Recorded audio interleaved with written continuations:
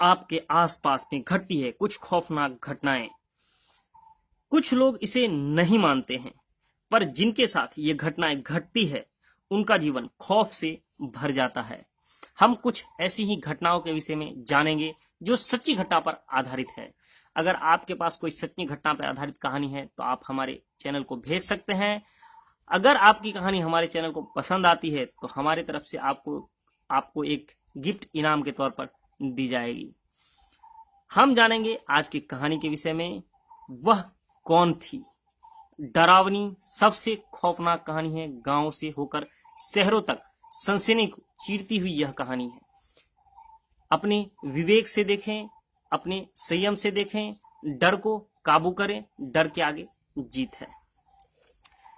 कहते हैं ठंड का मौसम था। गांव में दूर तालाब के किनारे शंभू काका की एक मड़ई थी। वहां कुछ आम के बागीचे थे।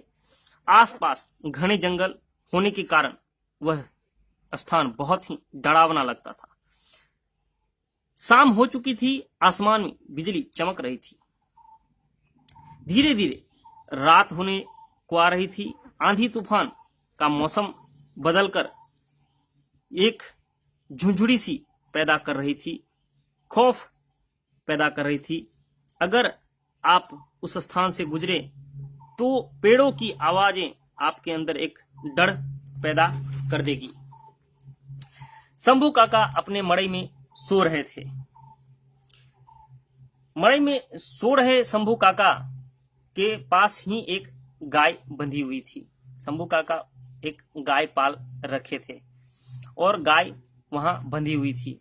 रात काफी हो चुकी थी। पेड़ों की टकराने की आवाजें निकल रही थी और काफी डरावनी आवाजें थी। गाय डर के मारे शंभू काका की खटिये के पास आकर चिपक गई। शंभू काका सोए सोए ही हट हट की आवाज के साथ गाय को दूर करने की कोशिश कर रहे थे, पर गाय वहां से नहीं हट रही थी।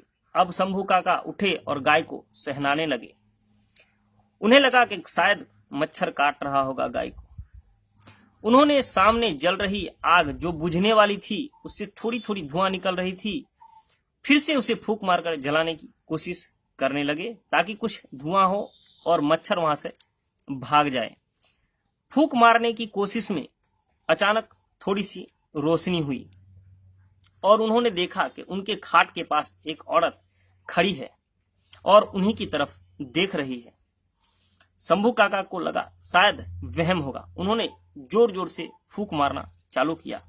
अब आग काफी जल चुकी थी और शंभू काका साफ साफ देख सकते थे कि एक औरत उनके खाट के पास बिखरे बाल, लाल आंखें, डरावना चेहरा और झुरझुराहट पैदा कर देने वाली ऐसी दिख रही थी और उन्हीं के सामने वह देख रही थी।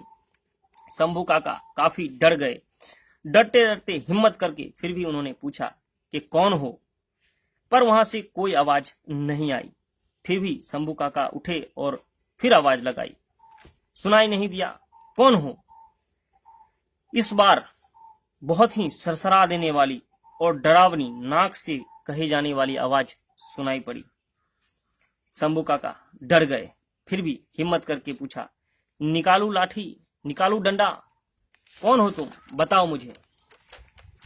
इस बार वह औरत हंसते हुए बोली, तू मुझे डराएगा, तू मुझे भगाएगा, आज तक मुझे यहां से कोई भगा नहीं सका। मैं आज कई सालों से यहीं रह रही हूं और तू मुझे भगाएगा। शंभू काका सोचने लग गए। आवाजें कुछ हद तक समझ में आ रही थी और चेहरे भी कुछ हद तक जाने पहचाने लगने लगे। उन्हें याद आया कि आज से 10 से 15 वर्ष पहले यहां पर एक लड़की पेड़ से गिरकर मर गई थी। वह रामोतर की लड़की थी। अब उनका डर थोड़ा सा कम हुआ। फिर भराए हुए गले से उन्होंने पूछा कि कहीं तुम रामोतर की लड़की तो नहीं हो। अब उस औरत ने रोते हुए, सुबकते हुए, दर्द भरी आवाज में कहा, हाँ, मैं वही लड़की हूँ।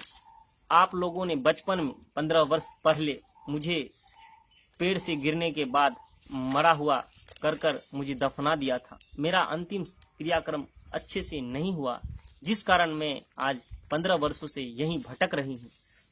मेरा अंतिम संस्कार कर दो तो मुझे आत्मा को मुक्ति मिल जाए। शंभू काका रोते हुए सुबह सबको सारी बात बताई। रामोत्तर भी आया। उसे बहुत ही दुख हुआ अपनी बेटी के विषय में जानकर। तो उसने सुबह ही पंडितों को बुलाकर क्रियाक्रम करवाया और उसका अंतिम संस्कार अच्छे से कराकर उसकी आत्मा को मुक्ति दिलवाई।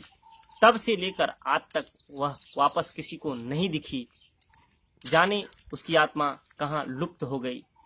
कहानी कैसी लगी आप अवश्य लोगों को सुनाएं, वीडियो को शेयर करें, चैनल को सब्सक्राइब करें और आपके पास कोई कहानी है तो हमें अवश्य सुनाएं। हम आपकी कहानी लोगों को सुनाएंगे। अगर आपकी कहानी लोगों को पसंद आती तो हमारे चैनल की तरफ से आपको एक गिफ्ट इनाम के तौर पर दिए जाएंगे। अगली कहानी कल नेक्स्ट वीडियो में जरूर देखिएगा। तब तक के लिए मुझे आज्ञा दें। धन्यवाद।